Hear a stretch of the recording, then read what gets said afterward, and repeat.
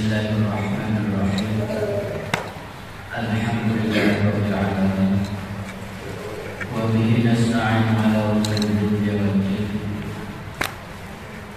Asyhadu an la ilaha illallah al-malikul muqaddas wa asyhadu anna sayyidana Muhammadan rasulullah sallallahu alaihi wasallam.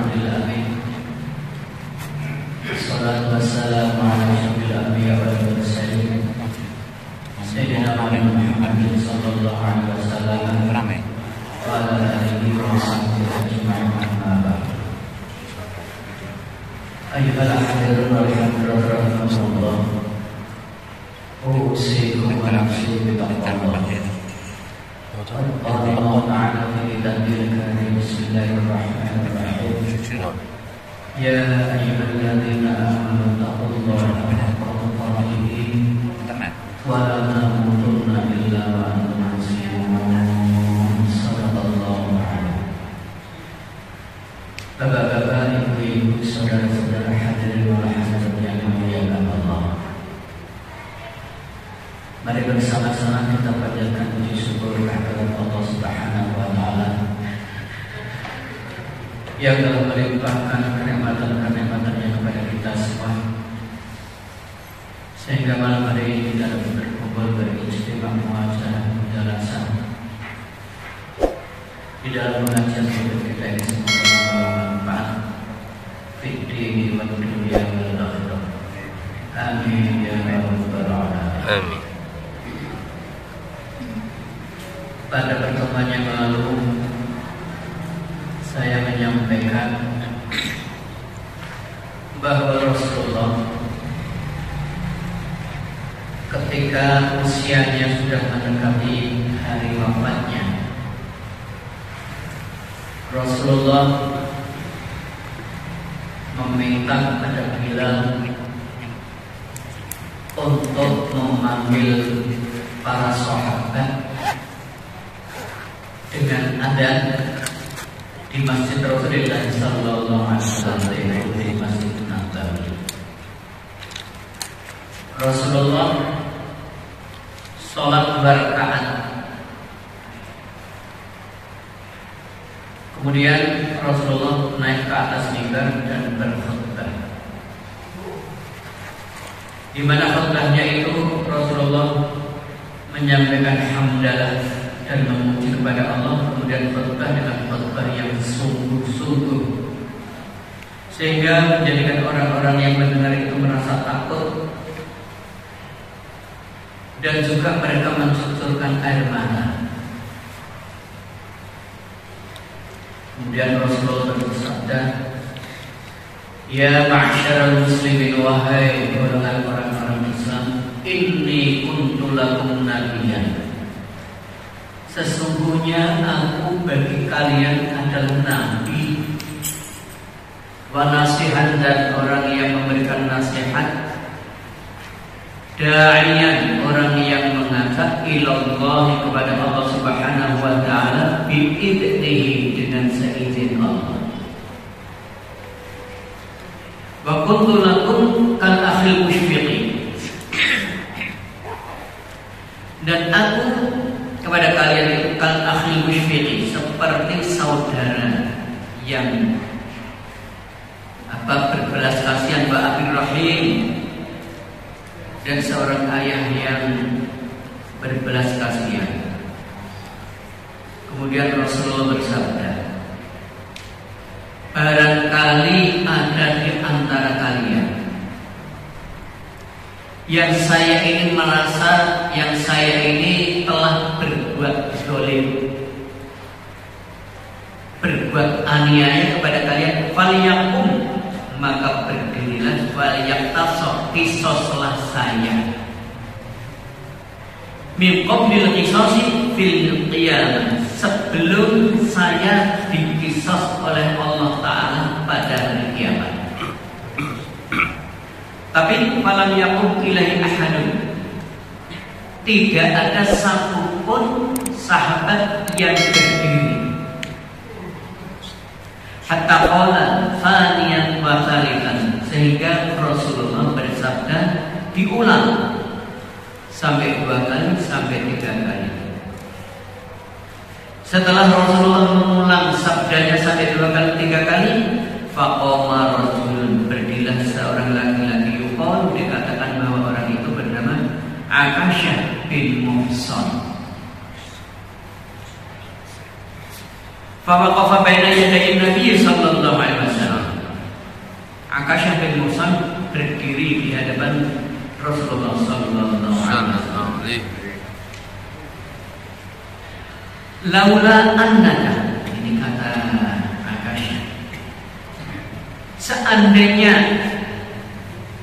sesungguhnya engkau nasyadtana, memberi kesempatan, memberitakan kepada kita marratan ba'da marratin, seandainya engkau tidak menyampaikannya itu diulang sampai 2 kali 3 kali, ma kuntu uqaddimu, maka tidaklah aku berani mengajukan ala syai'in, sesuatu min dalika, tentang kisos itu.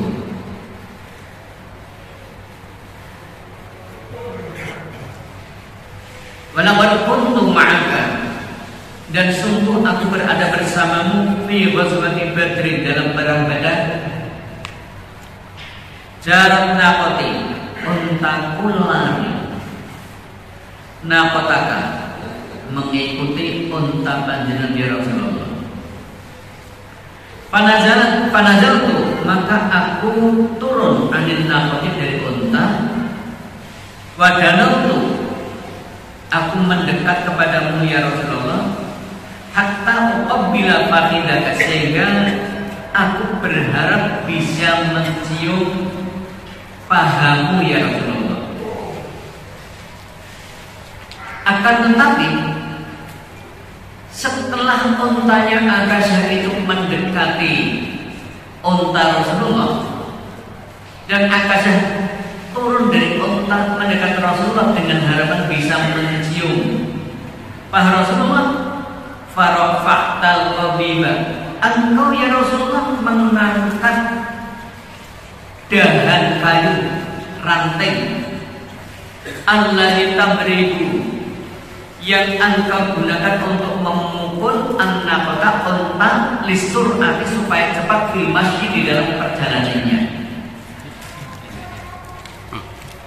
Wa darabta, dan engkau memukul bihi, dengan dahan kayu itu, hasirati, apa ini namanya, perut saya. Fala adri, aku tidak paham, Ahmad, dan apakah engkau sengaja ya Rasulullah, wahai utusan Allah. Am arabta, atau engkau berharap dengan dahan kayu itu dorbana petika, akan memukul untamu ya Rasulullah. Apakah engkau ini sengaja memukul aku, atau mau memukul unta panjenengan tapi kena saya? Ini tadi kan Rasulullah bersabda, kalau saya pernah berbuat dolim, berbuat aniaya kepada kalian, balaslah saya sebelum nanti saya dibalas oleh Allah pada hari kiamat. Ini Akasyah berdiri menyampaikan hal tersebut, menyampaikan bahwa Akasyah pernah dipukul oleh Rasulullah pada saat perang Badar. Akasyah tidak ngerti apakah itu memang maksud Rasulullah ingin memukul Akasyah, atau akan memukul unta tapi kena Akasyah. Faqala Nabi sallallahu alaihi wasallam, maka Rasulullah bersabda, li Bilal kepada Bilal, intolek, berangkatlah Bilal ila manzili Fatimah, ke rumahnya Fatimah. Pak Tini, datangkanlah kepada Nabi Fatimah dengan cambukku. Fakharaja Bilal, maka Bilal keluar dari masjid, dari masjid, wa yaqulu, dan tangan Bilal menunjukkan Bilal ini jutek. Kok ada orang yang sampai hati akan membalas mencambuk Rasulullah? Ini Bilal jutek. Pokoknya Bilal berkata, "Hada Rasulullah, ini utusan Allah. Akal kisos min nafsi, beliau akan mengambil kisos untuk dirinya sendiri." Kemudian faqara baba Fatimah, Bilal mengetuk pintu Fatimah. Faqalat, maka Fatimah berkata, "Man 'alal bab?" Siapa yang ada di pintu? Faqalat, Bilal menjawab, "Jituki bi fadili Rasulillah." Aku datang untuk mengambil cambuknya Rasulullah. Faqalat Fatimah, Fatimah pun berkata, "Ya Bilal, wahai Bilal, ma yasna'u abi bil qadim." Apa yang akan ayah kerjakan dengan cambuk itu? Faqalat, Bilal menjawab, "Ya Fatimah, hai Fatimah, inna abaka yu'til qisasa min nafsihi." Sesungguhnya ayahmu akan memenuhi qisas untuk dirinya. Faqalat Fatimah, kemudian Fatimah pun menjawab, "Ya Bilal, hai Bilal, man alladhi yatibu qalbuhu ay yaqtasam min Rasulillah."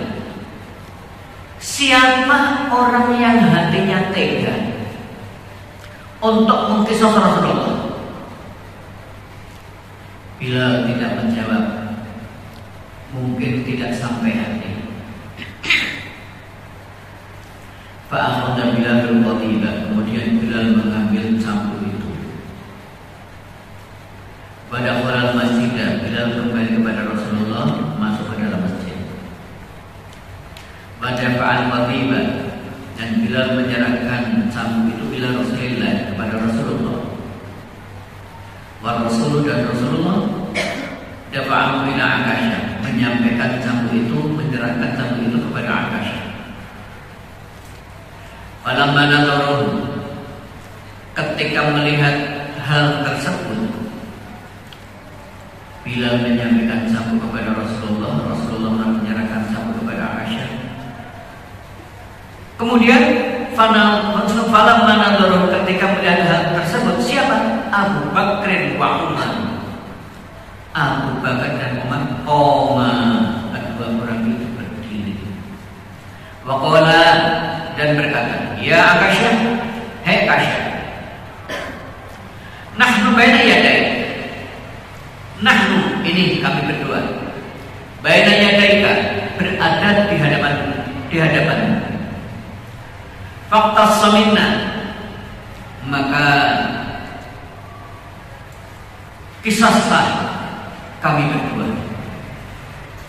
Wala taqtas minan Nabi sallallahu alaihi wasallam, jangan berpisah Rasulullah. Umar, Abu Bakar dan Umar menyerahkan diri, lebih baik yang dipisah saya, yang dicambuk saya, jangan Rasulullah. Melihat hal tersebut, faqala Rasulullah sallallahu alaihi wasallam, Rasulullah bersabda, "Udah, Abu Bakar, Umar, kalian duduklah. Qad arafallahu ta'ala makanakuma, sungguh Allah mengetahui kedudukan kalian." Faqama Ali radhiyallahu ta'ala anhu, setelah Abu Bakar dan Umar duduk, Ali berdiri. Faqala, Ali berkata, "Ya Akasyah, hai Akasyah, ana fil hayati, saya selama hidup, baina yadayin Nabi sallallahu alaihi wasallam, selalu berada di hadapan Rasulullah sallallahu alaihi wasallam. La yatiqu qalbi, hati saya tidak tega.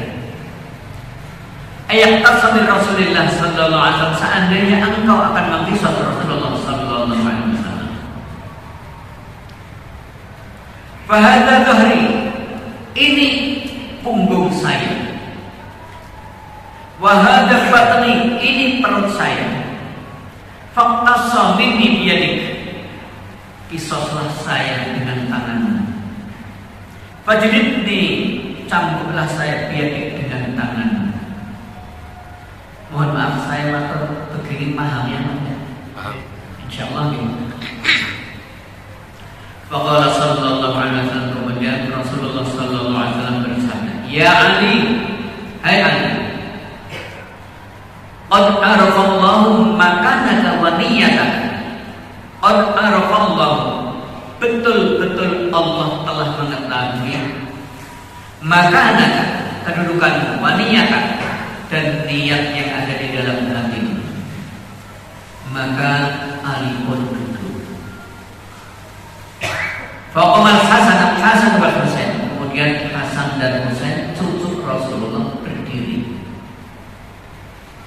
Faqala, Hasan dan Husain berkata, "Ya Akasyah, ya Akasyah, alasta anta ta'rifuna, apakah engkau tidak tahu bahwa anak sibta Rasulullah sallallahu alaihi wasallam, bahwa saya ini cucu dari Rasulullah."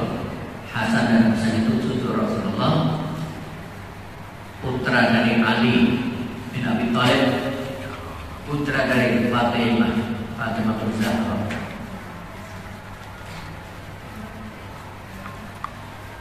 Wal qisasu minna, kalau engkau mengkisas saya berdua ini, kalau qisasi min Rasulillah, seperti engkau mengkisas Rasulullah. Kalau engkau mencambuk saya, sama saja dengan engkau mencambuk Rasulullah. Ini Hasan dan Husain menyerahkan dirinya supaya dicambuk sebagai pengganti untuk kisah Rasulullah. Maka Rasulullah SAW, maka Rasulullah bersabda kepada Hasan dan Husain, "Uq'udan, duduklah kalian berdua. Ya qurrata aini, wahai orang yang membahagiakan mata." Tsumma qala Nabi sallallahu alaihi wasallam, kemudian Rasulullah sallallahu alaihi wasallam bersabda, "Ya Akasyah, hai Akasyah, idrib in kunta dharib."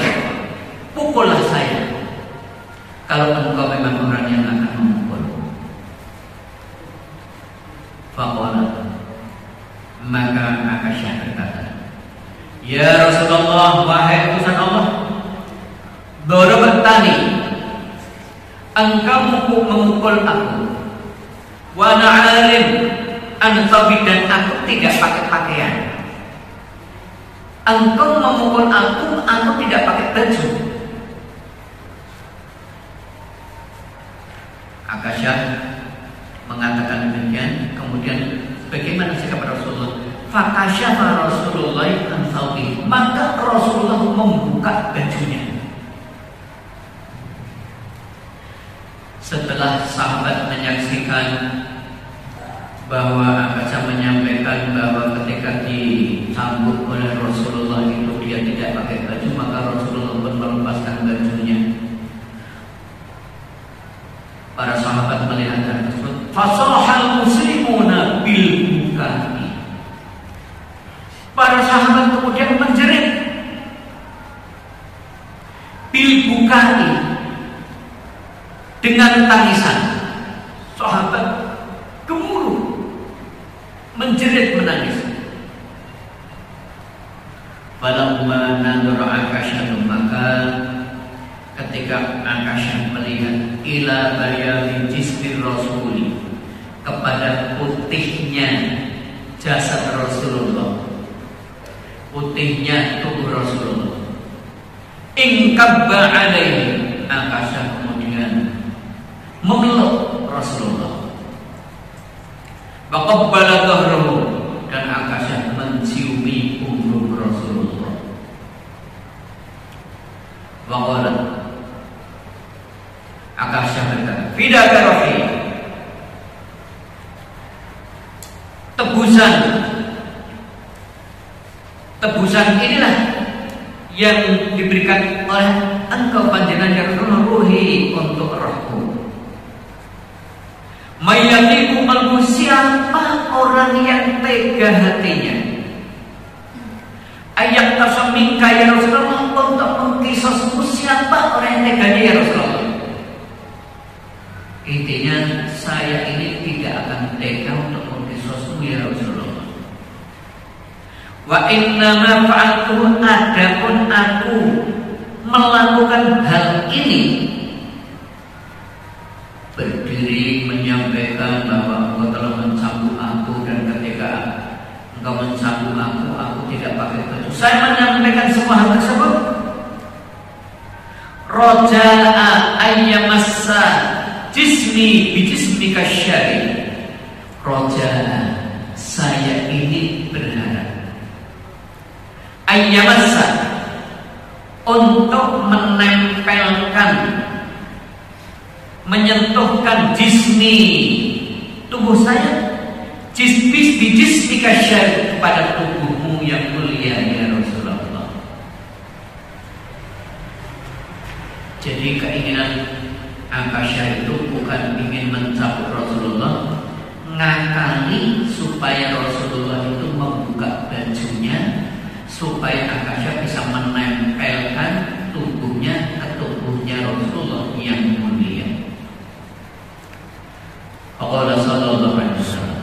Kemudian Rasulullah pun bersabda kepada para sahabatnya, ala man yuhibbu an yanzura ila ahli jannah wal yanzur ila hadha syakhsi. Ala, ingatlah, man yuhibbu an yanzura, barang siapa orang yang ingin melihat, ila ahli jannah, kepada penghuni surga, wal yanzur, lihatlah, ila hadha syakhsi, kepada orang ini yang ditunjuk adalah Aisyah, menunjukkan bahwa Aisyah adalah calon penghuni surga. Setelah para sahabat-sahabat yang lain melihat kejadian tersebut, sampai Rasulullah mengatakan bahwa Aisyah ini adalah calon penghuni surga, faqamal muslimuna, berdirilah para sahabat, para orang-orang Islam berdiri semua, yuqabbiluna, mereka mencium, mengecup baina ainai, di antara dua mata Aisyah. Sahabat lari semua mendatangi Aisyah, menciumi keningnya di antara dua mata Aisyah. Wa yaquluna, dan para sahabat berkata, tuba laka niltad darajatil ula, tuba, sungguh beruntung, laka bagimu, niltad darajatil ula, engkau telah memperoleh derajat yang sangat tinggi. Wa murafaqata, dan engkau akan berteman Muhammad kepada Nabi Muhammad sallallahu alaihi wasallam fil jannati, di dalam surga. Semoga hikayat tadi, ini hikayat nyata, menjadi pelajaran bagi kita, supaya cinta kita, mahabbah kita kepada Rasulullah semakin meningkat, sehingga kelak kita akan menerima syafaatnya pada hari kiamat. Kita lanjutkan.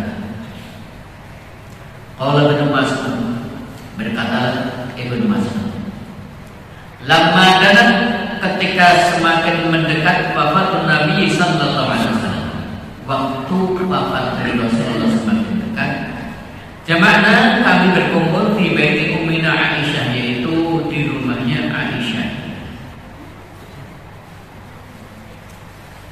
Tsumma nadhara ilaina, kemudian Rasulullah melihat kepada kami. Ketika Rasulullah melihat kami, fadama'at ainahu, berlinanglah kedua air mata Rasulullah. Waqala, dan Rasulullah bersabda, marhaban bikum, beruntunglah kalian. Rahimakumullah, semoga Allah memberikan rahmat kepada kalian, memberikan kasih sayang kepada kalian. Usikum, aku berwasiat, aku berpesan kepada kalian bitaqwallah, untuk takwa kepada Allah, wa ta'atihi, dan untuk taat kepada Allah. Qad danal firaku, benar-benar telah dekat hari perpisahan. Wa qarubal munqalabu ila Allah Ta'ala, dan betul-betul telah dekat waktu saya kembali kepada Allah. Wa ila jannatil ma'wa, dan saya akan menuju ke jannatul ma'wa, surga ma'wa. Fal yaghsilni Ali, maka ini wasiat Rasulullah, yang memandikan saya Ali. Wal yasubbal ma'a Fadl bin Abbas wa Usamah bin Zaid yu'inuhuma, yang memandikan Ali, tetapi yang membantu untuk mengalirkan air sahabat Fadl bin Abbas dan Usamah bin Zaid yu'inuhuma, untuk membantu Ali. Wa kafinuni, dan yang mengkafani fi siyabi, dengan pakaianku, in syi'tum, seandainya kalian berharap, au khulatin, yaitu dengan selimut yamaniyatin, dari Yaman, yaitu yang warnanya putih. Jadi Rasulullah itu dibungkus dengan kain kafan putih. Maka umumnya kita ini kalau meninggal dunia dibungkus dengan kain putih. Bukan wajib, tetapi ittiba sunnah Rasulullah, mengikuti jejak Rasulullah.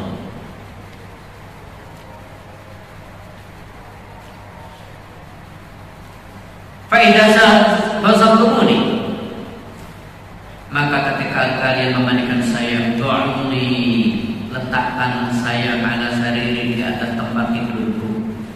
Jangan membayangkan tempat tidur Rasulullah itu seperti tempat tidur kita.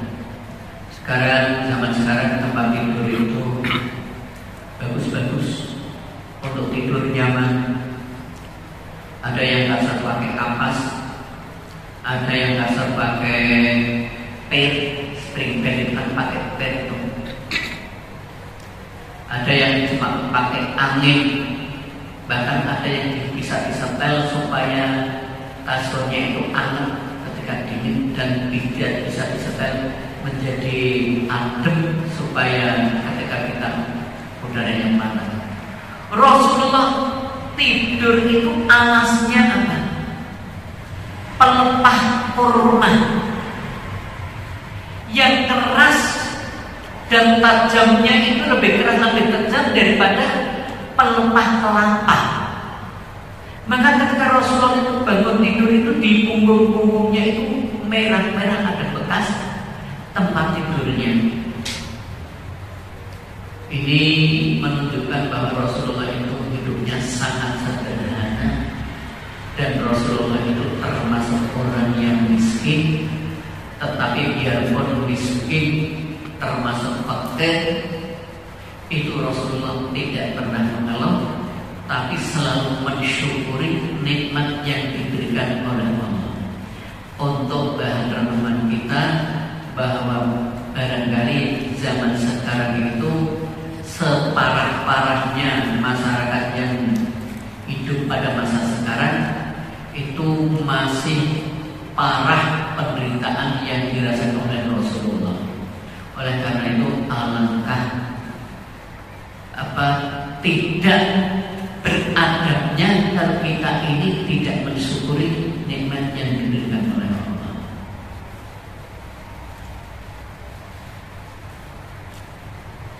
Hada, ini ala syafri lahdi, letakkanlah di pinggir liang lahanku. Liang lahan Rasulullah itu di mana? Ini saya membayangkan, kita bayangkan bersama bahwa masjid ini adalah Masjid Nabawi. Masjid Nabawi itu tempat tinggalnya Aisyah di situ, Rasulullah wafat di situ dan dimakamkan di dalam Masjid Nabawi. Kalau di sini mihrab, pengimamannya di sini, di sana itu ada pintu besar namanya Babus Salam. Pintu ini mengarah ke sana, sana ada pintunya. Jadi pintu sini dengan pintu sini ini namanya Babus Salam. Ini pengimaman, kira-kira di sebelah sini itu ada mimbar Rasulullah. Rasulullah kalau berkhutbah di situ, depannya mimbar Rasulullah, di sekitarnya itu namanya Raudhah, tempat yang sangat makbul untuk berdoa. Maka kalau orang pergi haji atau umroh kemudian ke Masjid Nabawi, biasanya berjubel menuju ke Raudhah. Ada yang dari belakang sana ngesuk ke depan, itu sungguh sangat membutuhkan tenaga yang luar biasa. Ada yang melalui Babus Salam masuk ke sini, kemudian ke Raudhah. Ini biasanya pakai buka tutup. Ketika ada orang yang sudah kira-kira sejumlah sekian berada di situ, maka polisi, tentara di sini mencegah. Diberi waktu kira-kira sekitar 5 menit. Kemudian di sini dibuka, kemudian orang lari ke sini, tutup lagi, terus begitu berjubel. Sini mimbar Rasulullah, Raudhah, sebelahnya ini ada makam Rasulullah Sallallahu Alaihi Wasallam. Di situ liang lahat Rasulullah, di situ Rasulullah dimandikan. Kalau sekarang ini bersebelahan dengan makamnya Abu Bakar dan Umar. Maka orang ketika masuk ke Babus Salam untuk menuju ke makam Rasulullah di sini, itu dari sana itu sudah berjubel penuh. Saat orang berjalan ke situ, biasanya nggak usah jalan pun, kita secara otomatis jalan karena didesak dari belakang. Di situ biasanya orang histeris. Kenapa? Menyebut nama Rasulullah, memanggil nama Rasulullah. Ya Rasulullah, assalamualaikum ayuhan nabi warahmatullahi wabarakatuh. Allahumma shalli ala sayyidina Muhammad, terus begitu. Histeris, banyak yang menangis berziarah ke makam Rasulullah. Pernah ada kejadian begitu ketika ramai-ramai orang pada menangis membaca sholawat. Ada di dekat saya ini, saya jadi mangkel apa? Ada orang yang pelan-pelan tapi saya mendengar itu suaranya saya menyanyi lagu India. Betul. Hati saya sangat terganggu, saya merasa terganggu, saya masih khusyuk bersolawat kepada Rasulullah. Ini orang mana menyanyi lagu India itu? Akhirnya saya berkesempatan untuk melihat orang itu. Ternyata orang itu menangis. Barangkali itu melampiaskan kerinduannya kepada Rasulullah dengan bahasa yang dia mengerti begitu. Itu kalau sudah masuk situ ke makam Rasulullah, kemudian harus keluar lewat sana. Ini bayangannya bahwa Rasulullah itu dimandikan dan dimakamkan di situ di dalam Masjid Nabawi. Semoga Allah memberikan kesempatan kepada kita untuk berkunjung ke makam Rasulullah, ke Masjid Nabawi, dan berziarah di makam Baqi. Itu juga sahabat-sahabat Rasulullah banyak sekali di sebelah Masjid Nabawi. Tsumma khruju anni, maka keluarkanlah tubuh saya dari sa'atan, sesaat. Saat itu bisa kira-kira sesaat atau 1 jam. Untuk apa? Untuk disalatkan. Fa'awwalu man yusalli alayya Allah Azza wa Jalla. Yang pertama mensalatkan saya adalah Allah Azza wa Jalla. Allah mensalatkan jenazahnya Rasulullah. Bagaimana salatnya Allah? Hanya Allah sendiri yang tahu. Sebagaimana di dalam Al-Quran, Allah itu bersalawat kepada Rasulullah. Ya caranya dengan cara Allah, tidak seperti cara kita. Setelah Allah mensalatkan jenazah Rasulullah, summa Jibril, kemudian malaikat Jibril sholat sendirian menyalati jenazah Rasulullah. Cuma Israfil, kemudian malaikat Israfil, cuma Mikail, kemudian malaikat Mikail, kemudian cuma malakul maut, kemudian malaikat maut yaitu Israel, ma'a junudihi dengan pasukannya. Jadi Israel itu punya pasukan, sehingga kalau kita membayangkan kalau ada orang yang meninggal secara bersama-sama, satu di Amerika, satu di Belanda, satu di Indonesia, satu lagi di mana, tidak sulit karena Israel punya perangkat, punya pasukan.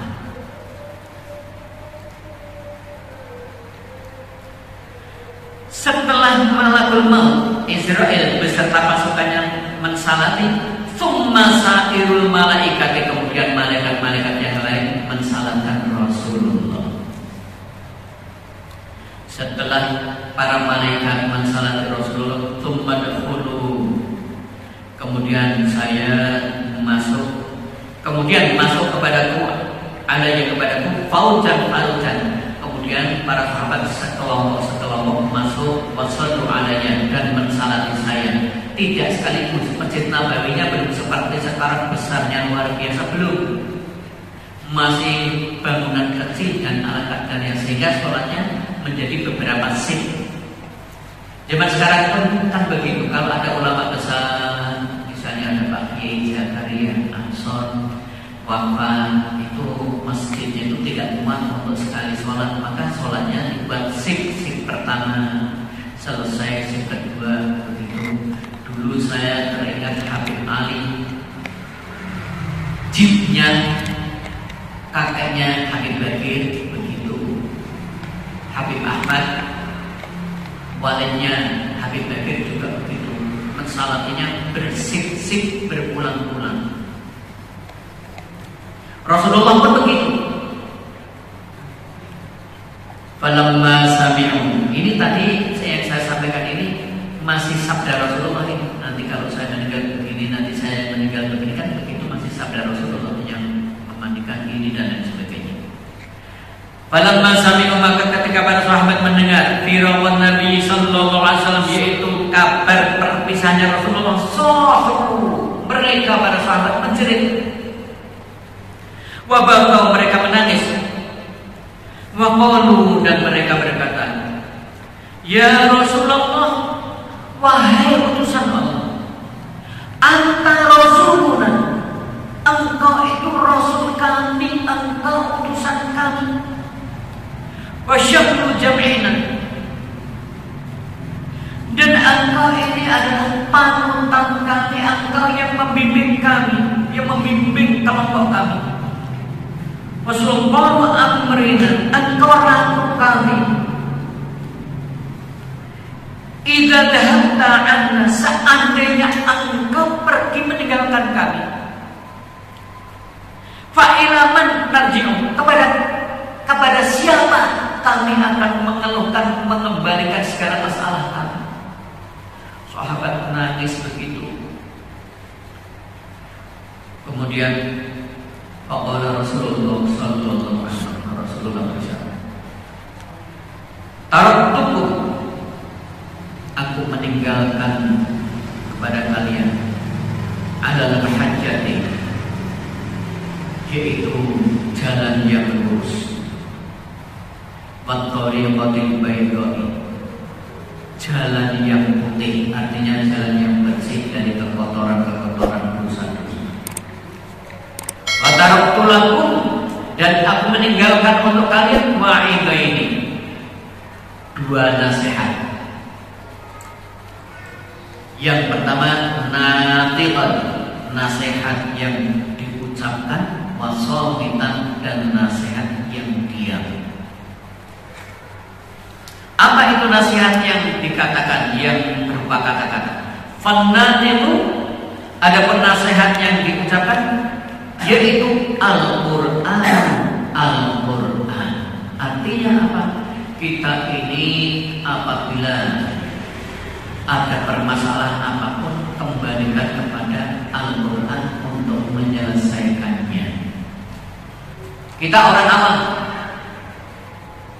tidak ngerti isinya Al-Quran. Ada tarjaman, apa cukup dengan tarjaman? Tidak.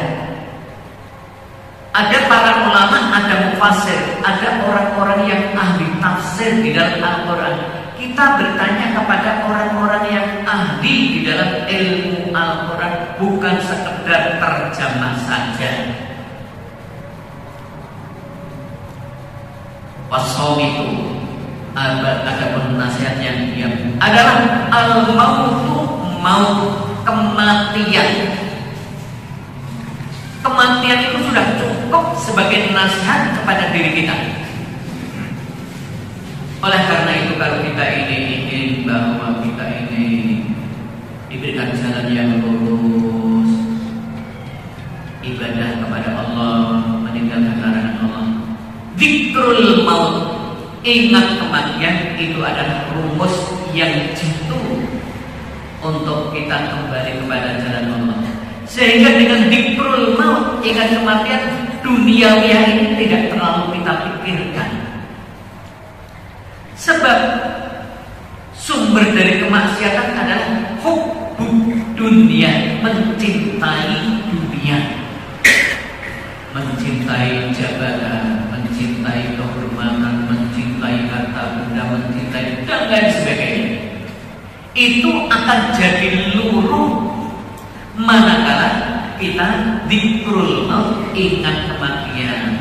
Untuk apa saya menimbun harta? Untuk apa saya harus mengejar jabatan yang tinggi? Sebentar lagi Allah akan memanggil kita.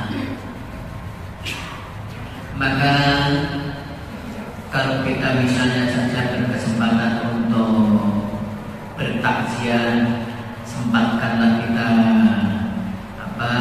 mensalati jenazah, sebab pahalanya luar biasa. Kemudian kita mengantarkan jenazah kalau bisa dekat dengan dia dikubur, supaya kita melihat bahwa diri kita nantinya akan dikubur semacam itu. Maka tidaklah etis kalau kita bertakziah kemudian di makbarah, di tempat pemakaman kita bergurau dan lain sebagainya. Idza ashkala 'alaikum, sehingga apabila terjadi muskilah, sesuatu yang muskil, terjadi pertentangan, amrun, perkara, farji'u, kembalilah ila Al-Quran, kepada Al-Quran was sunnati, dan kepada hadis, kepada sunnah Rasulullah sallallahu alaihi wasallam. Wa idza qasat qulubukum, dan apabila hati itu keras, falayyilu, maka lunakkanlah bil i'tibari, fi ahlil maut, dalam hal kematian. Demikian Bapak Ibu yang